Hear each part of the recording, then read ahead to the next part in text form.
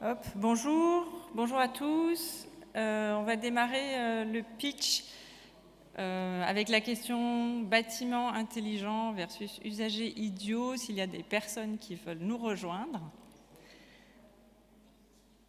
Donc, je suis Maïté Garnier, je travaille à l'association ESPUL. À l'association ESPUL, on s'est donné pour mission de promouvoir la transition énergétique, ou dit avec d'autres mots, le scénario négawatt. Donc aujourd'hui, je vais vous parler d'énergie principalement. Et j'aurais voulu démarrer par une petite question pour la salle. Pour l'instant, on est en comité restreint, mais je vais quand même vous poser la question. Est-ce qu'il y en a parmi vous qui sont équipés à la maison, à titre personnel, du compteur Linky ou d'un compteur intelligent? Voilà, donc gardez la main levée. Ok. Est-ce que parmi les personnes qui sont équipées de ce compteur intelligent, il y en a qui ont déjà été se connecter à leur compte personnel en ligne? Donc, pas mal. 1, 2, 3, 4, 5.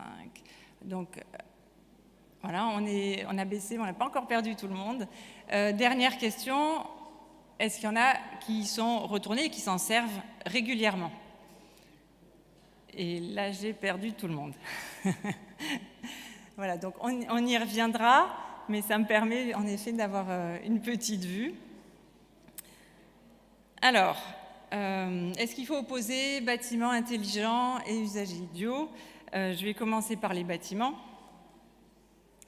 Donc, en ce qui concerne l'énergie, avant même de parler de numérique, les bâtiments sont soumis à la réglementation thermique et depuis les différentes réglementations successives, là on ne remonte pas aux origines, mais il y a bien une évolution de la performance énergétique des bâtiments grâce à la qualité de la construction, grâce au système, à la performance énergétique des différents systèmes. Donc sans même faire appel aux usagers, on a déjà une amélioration de la situation.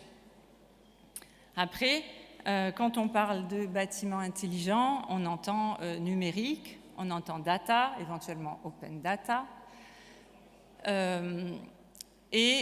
Plus concrètement, voilà, on a les compteurs intelligents, on a des obligations d'afficher les consommations, notamment dans les logements sociaux. On va avoir le carnet numérique d'entretien qui revient au carnet d'entretien d'un véhicule, mais pour les logements. On a des obligations, mais également tout un tas d'outils qui sont disponibles sur le marché, soit qui vont se connecter à votre compteur intelligent, soit qui vous proposent aussi des outils de suivi des consommations qui vont se brancher soit directement au tableau, soit à différents endroits du bâtiment, qui sont associés également à des logiciels de visualisation. Et on nous promet, derrière tout ça, on nous dit ça va vous aider à suivre vos consommations et ça va vous aider à les réduire, à faire des économies. C'est bien l'idée qu'on nous dit, c'est bien un des arguments pour mettre tout cela en place.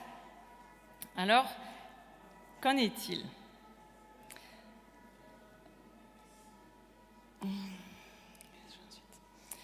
Donc, on revient à votre question précédente, aux questions que je vous ai posées. J'ai eu aussi des retours avec des nombres plus importants d'un collègue qui participe à un projet sur le quartier de la Confluence, également d'un responsable de Fifth Play qui est une entreprise qui vend ce genre de système pour une centaine d'usagers chez qui on installe ce type de système. Il y en a une dizaine qui va se connecter une fois à son compte, qui va aller voir à quoi ça ressemble et s'enregistrer. De ces 10, il n'y en a plus qu'un qui va se servir du logiciel. Ça, c'est pour des installations qui ont été faites sans plus. On vient, on installe, bonjour, vous avez accès à un compte, enfin, comme fait Monsieur Linky en tout cas. Voilà, donc on perd vite les usagers. Qu'est-ce que ça veut dire? Est-ce que ça veut dire que l'usager est idiot? On lui donne un super outil perfectionné et il n'en a rien à faire. Est-ce que ça veut dire que l'usager ne s'intéresse pas aux économies d'énergie, à l'environnement? A Après, vous avez sans doute tous eu des retours, et moi aussi dernièrement avec des services techniques de la ville de Lyon, des usagers dans des bâtiments privés ou publics qui vont dire à mes 19 degrés, vous n'y pensez pas, c'est trop froid, ou avec une intention très positive, mince, hier on a encore laissé la lumière allumée dans les bureaux, dans les locaux, etc. etc. Des exemples comme ça, je pense qu'on en a tous, et ça ne part pas forcément d'une mauvaise intention des personnes, mais l'intention ne suffit pas à faire évoluer les comportements. Donc les usagers ne sont pas idiots, mais visiblement, voilà, leur comportement n'est pas toujours à la hauteur de ce qu'on pourrait attendre d'eux. Là, il y a une petite image voilà, où il fait très chaud à l'extérieur et on a préféré bien mettre la clim à fond. Puis bon, quand on a eu trop froid, on peut peut-être ouvrir un peu la fenêtre. On connaît l'exemple inverse. Bon, qu'est-ce qui se passe ? 5000, c'est une estimation du nombre de décisions, de choix qu'une personne fait dans une journée. C'est le choix de vos chaussures le matin, de si vous allez amener vos enfants à l'école à pied et en voiture, quelle musique vous écoutez sur le trajet pour vous rendre au boulot, etc. Tout un tas de choix, plus ou moins importants. 5000. Évidemment, on ne fait pas 5000 choix, 5000 décisions de façon raisonnée, réfléchie, sérieuse, en ayant regardé tout le panel d'informations disponibles sur le sujet. On fonctionne beaucoup, donc on dit qu'on a deux systèmes de fonctionnement dans notre cerveau. Un système qui est plus dans le réflexe, dans le coup de cœur, dans les habitudes qu'on a préprogrammées quelque part.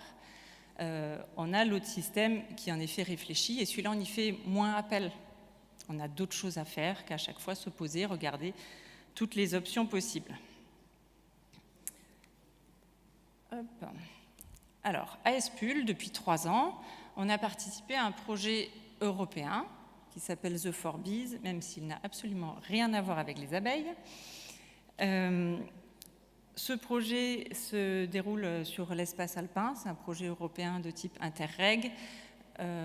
Dans ce projet, on était 9 partenaires, dont Auvergne-Rhône-Alpes Énergie Environnement. Anne Luminet est là et sera avec moi pour la partie questions-réponses.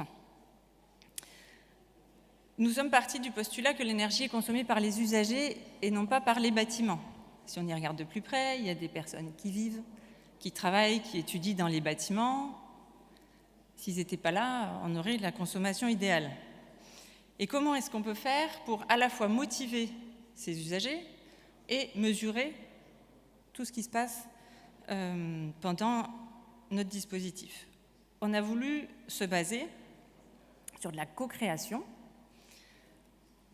donc travailler avec les usagers sur du participatif, et aussi des outils numériques, des capteurs de qualité de l'air, des capteurs de consommation. Donc en qualité de l'air, on a mesuré température, humidité, luminosité, CO2, composés organiques volatiles. Et sur les consommations d'énergie, parfois seulement l'électricité, parfois également sur certains sites, des données de chauffage. Nous avons travaillé sur 7 sites pilotes qui étaient des logements sociaux, des lycées, des bureaux et également un refuge en montagne. Alors, je vous montre un peu le schéma du dispositif, la partie technique sur laquelle on ne va pas s'étendre. Sur la partie jaune-orange à gauche, c'est le bâtiment qui est équipé de capteurs. Les capteurs envoient des données pratiquement en temps réel vers donc une base de données, le cloud en ligne. Et ces données peuvent être ensuite visualisées sur différents outils, soit un ordinateur relié à Internet, soit dans certains cas, ils avaient également accès aux données via une application mobile. Hop. Donc, ce que nous avons appris en termes de changement de comportement avec les usagers. Donc, comme on disait tout à l'heure, être informé, avoir une attitude plutôt positive et même une intention de bien faire ne suffit pas à changer ses comportements. Il y a plusieurs leviers. Dans le projet The Forbiz, nous avons utilisé le levier de l'engagement avec ces ateliers de co-création. Donc, je vais vous montrer plusieurs exemples. Là, on a un exemple qui se passe en Slovénie.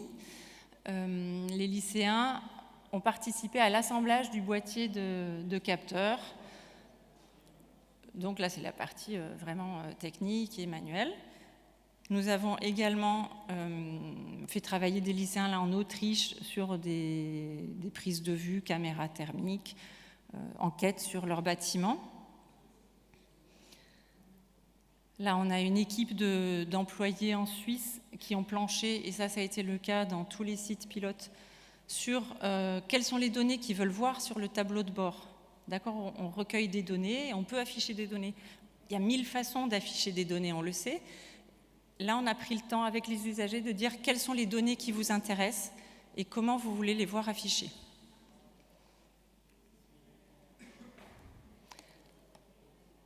Cela a donné lieu à la création de tableaux de bord que je vous montrerai juste après. Les tableaux de bord ont été testés, il y a une phase de test. Et là, nous avons un temps de retour de la part de lycéens. Là, ça se passe à Givors, tout près, où les lycéens nous ont expliqué que bon, ils sont pas mal vos tableaux de bord, mais il y a encore beaucoup de boulot. Donc c'était assez intéressant, tous ces retours. Alors, évidemment, ça demande du temps, mais ça permet aussi une appropriation par les usagers de ces nouveaux outils. Ça permet parfois un effet un peu domino dans les logements sociaux. Le bouche-oreille a bien fonctionné. Les personnes engagées dans le projet ont été parlées autour d'eux de comment ils s'y prenaient pour faire des économies d'énergie. Alors, ce qui me paraît, moi, très important à souligner sur l'engagement des usagers, c'est la possibilité de prendre en compte leur feedback. Là, les lycéens nous ont fait leur retour sur le tableau de bord. Dans le temps donné du projet, on n'a pas pu faire évoluer ce tableau de bord. Et pourtant, c'est essentiel. Sinon, ils disent à quoi ça sert de nous embarquer si ce qu'on dit, ça n'a aucun effet. D'accord ? Donc ça, c'est une des grandes leçons. Exemple, à l'aéroport, on vous dit si la propreté des toilettes n'est pas bonne, nous réagissons. Et c'est bien ce qu'on attend. Si on fait un retour, on veut qu'il y ait une réaction en face. Deuxième levier sur lequel on s'est appuyé, c'est ce qu'on appelle les nudges. Donc je prends un petit peu de temps pour vous expliquer en quoi consiste un nudge. Un nudge, ça va être un dispositif, souvent c'est un dispositif physique, qui, tout en vous laissant le choix de une ou une autre option, va vous inciter à celle qu'on définit comme bonne option. Là, l'exemple, ça se passe à Besançon. Ils ont mis en place des tableaux de collecte de chewing-gum. Sur les tableaux, ce sont des planches en papier sur lesquelles on vient coller son chewing-gum parce que c'est fun, parce que bon, là, il y a des coccinelles, ça peut être un jeu de morpion qui est dessiné. Et donc, les services municipaux viennent ramasser la feuille plutôt que d'aller décoller les chewing-gums par terre. C'est l'idée. Je crois que je vous ai mis un autre exemple, pour le coup, qui se passe à Lyon, à la station de métro Guillotière, qui a été mis en place notamment avec le cabinet Psycholab, qui nous a également accompagnés sur The Forbiz, ici. Pourquoi choisir l'escalier plutôt que l'escalator ? Là, il y a une belle déco pour que ça soit plus fun. Il y a aussi un message qui fait appel à votre santé, dire c'est bon pour votre santé d'aller prendre les escaliers.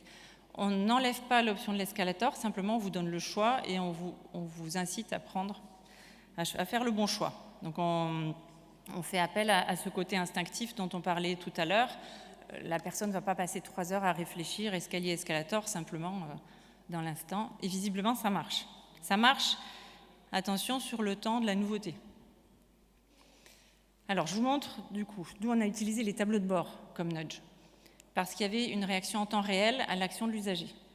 Donc, le tableau de bord pouvait être soit installé dans un lieu de passage, soit accessible donc, via Internet. On vous dit, donc celui-là, c'est celui qui a été élaboré en Suisse, notamment. Je vais vous montrer quelques détails quand même. Pour la partie température CO2, c'est intéressant. La température, on est tous habitués aux chiffres de la température. Donc, c'est OK pour eux que ça soit présent en chiffres, pas besoin de graphique. Par contre, pour le CO2, X ppm en CO2, ça ne parle pas à grand monde. Et ils ont demandé à ce que ça soit plutôt un graphique qui change de couleur selon la teneur en CO2 des locaux. Si le graphique passe au rouge, on ouvre la fenêtre jusqu'à ce que la teneur en CO2 baisse et le graphique repasse au vert je referme ma fenêtre. Cette réaction en temps réel, voilà, ça permet justement d'inciter à l'action parce que tout de suite, je vois que mon action a un impact.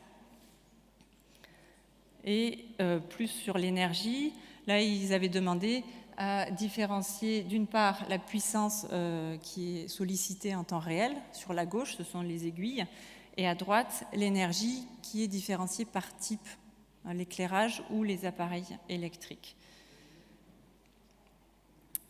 Je vous montre pour exemple un autre tableau de bord. Donc on a essayé, dans le cadre de ce projet, d'ajuster les tableaux de bord aux usagers, ce qui a donné non pas un tableau de bord, mais plusieurs tableaux de bord en fonction du travail qui avait été réalisé avec les différents groupes. Donc la question de la nouveauté, en effet, un tableau de bord qui est affiché comme ça dans l'entrée d'un immeuble, pendant un mois on le voit, le deuxième mois on le voit un peu moins, le troisième mois on le voit plus du tout. Donc il y a vraiment une question, pareil, qui pour moi reste à explorer.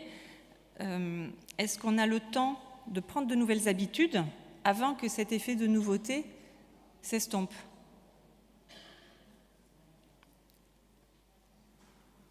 Voilà, donc là ce sont les tableaux de bord co-créés par les usagers.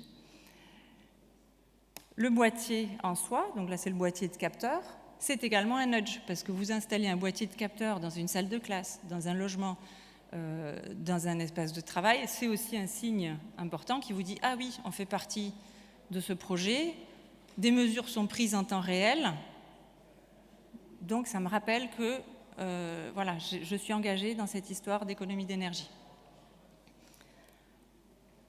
D'autres leviers dont on ne s'est pas servi dans le projet The Forbiz, mais qui font partie des leviers un peu importants et qui peuvent vous être utiles.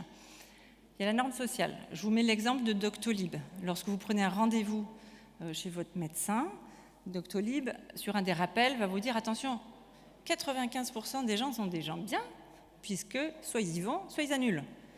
Est-ce que vous allez faire partie des 5% des autres ? C'est un peu difficile à tenir. Donc ça vous engage, ça vous incite à faire partie de ces 95% aussi, cette majorité qui fait plutôt les choses bien et qui annule si ils ne peuvent pas venir à un rendez-vous. Autre levier, donner la bonne info, d'accord, la bonne information, mais au bon endroit, au bon moment. Donc là, je vais vous partager un exemple, une anecdote dont je ne suis pas très fière. Il y a quelques années, donc à Espul, on a 3 véhicules professionnels, 2 à l'essence, 1 au diesel. Je prenais beaucoup celui à l'essence. Et un jour, je prends celui au diesel. Par mécanique, pouf, je mets de l'essence dans le réservoir. Je n'ai pas été les seuls, ouf, à faire l'erreur. Mais depuis, sur la trappe de carburant, il y a une étiquette qui marque très clairement diesel ou essence. Parce que l'information me l'avait donnée. Je l'avais, cette info. Si la Kangoo, c'est une diesel, les autres, c'est de l'essence. Mais je ne l'avais pas au moment où j'ai rempli mon réservoir. Et machinalement, dans ce système rapide, intuitif, de réflexe, eh ben, j'ai mis la même chose que d'habitude. Alors, pour conclure, oui, le numérique peut être un bon outil de suivi de ses consommations, d'analyse et d'incitation aux usagers pour changer leurs habitudes et réduire les consommations d'énergie. On estime quand même que en changeant ses habitudes, on peut réduire de 8%, 10, 15% les consommations d'énergie. Par contre, ça ne marchera pas tout seul. C'est ce qu'on disait au début. Installer les outils et partir, ça ne suffit pas. L'usager, il n'est pas idiot. Simplement, ce n'est pas un geek de l'énergie, ce n'est pas un geek du numérique. Ce qui l'intéresse, c'est son confort. Et il faut un peu l'accompagner dans tout ça. Donc, ce qu'on vous propose, c'est la participation, la co-création, la co-conception, appelez-le comme vous voulez, mais vous embarquez l'usager avec vous. Nous, on l'a fait de façon assez costaud. Ce n'est pas nécessaire d'aller aussi loin, mais prenez les usagers avec vous. Ne faites pas juste pour eux, mais faites avec eux votre dispositif. Voyez avec eux à concevoir, voyez avec eux quelles sont les données qui leur sont utiles. Voyez avec eux comment prendre en compte leur retour pour être dans cette notion d'amélioration continue. Donnez-vous de la marge pour ça. Parce que si vous ne l'avez pas, vous perdez les usagers. Donc nous, on a travaillé sur voilà, les sites dont je vous ai parlé tout à l'heure. Je pense que c'est valable sur des bâtiments publics. Je pense que c'est valable même au niveau d'une collectivité. c'est possible de mener ce genre de projet. Il y a des professionnels de ça, il y a plein de personnes qui sont disponibles, qui ont parlé tout à l'heure. L'assistance à maîtrise d'usage, c'est un métier qui existe, donc faites-en usage vous aussi. Pour finir, je voulais juste vous donner une petite piste de réflexion. Est-ce que le numérique, c'est une aubaine ou est-ce que c'est une menace pour l'environnement? Dans ce projet, on est parti du principe qu'il allait nous aider à réduire nos consommations d'énergie, mais on sait aussi que ces outils qu'on a installés, ils consomment des ressources, ils consomment de l'énergie eux-mêmes. Est-ce que l'impact, voilà, vers quel côté penche la balance? Et en dernier lieu, avec ces questions de fracture numérique, est-ce qu'on ne perd pas des usagers? Et quelle attention on peut porter aux usagers qui sont moins confortables avec le numérique? Je vous remercie de votre attention et j'invite Anne à me rejoindre pour la partie de questions-réponses.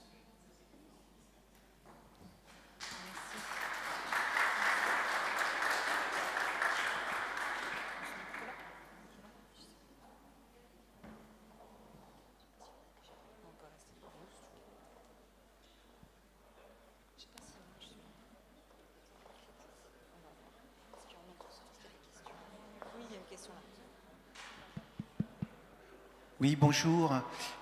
Vous parlez d'interfaces finalement graphiques, visuelles. Les interfaces orales, je pose la question où j'ai quelque chose qui me donne une information sur la chaleur de mon logement ou sur la température ou qui me demande si je veux la régler.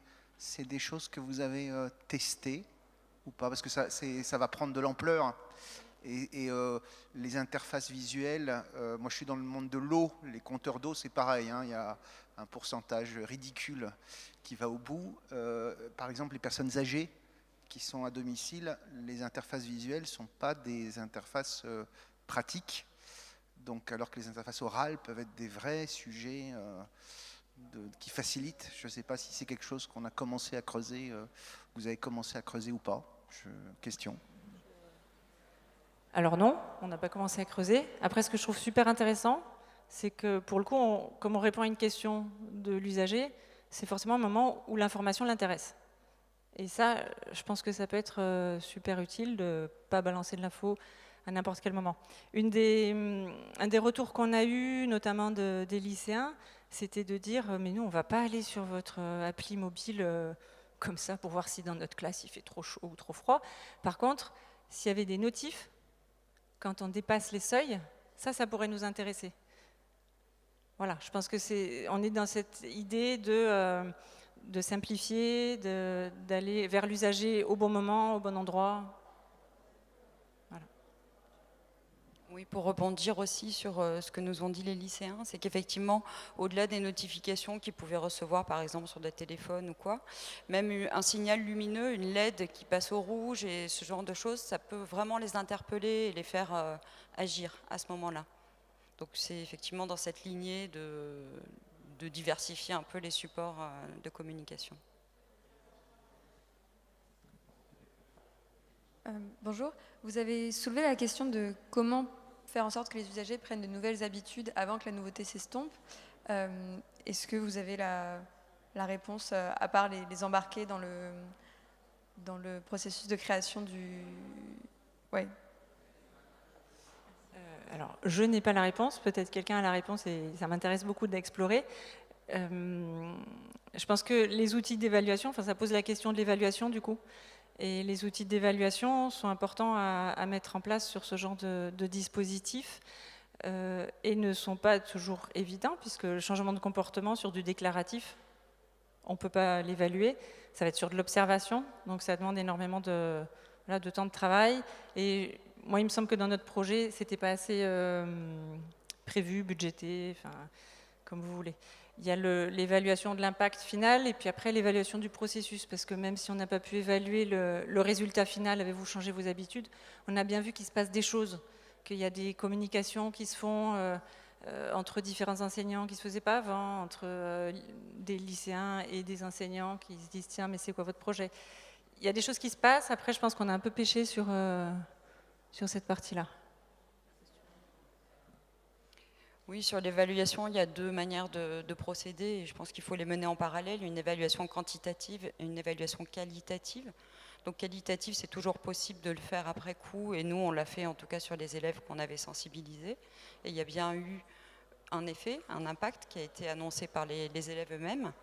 Après, sur le plan quantitatif, c'est assez compliqué. Il faut vraiment se poser la question en amont, quand on équipe le bâtiment avec des capteurs, des outils, etc., de bien prévoir cette phase justement d'évaluation quantitative. Ça veut dire avoir une période d'enregistrement de mesures suffisamment longue avant l'expérimentation ou avant la mise en œuvre d'un nouveau système, qui nous permettent d'avoir une comparaison qui soit efficace. Et nous, on a manqué de temps. Déjà, on n'avait pas imaginé qu'on aurait besoin de... En fait, on aurait besoin d'1 an d'enregistrement avant.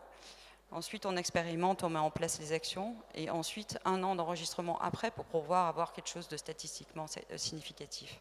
Voilà, donc il faut bien penser, dès le début, quand on met en place ce type de projet, de solution, de se poser la question.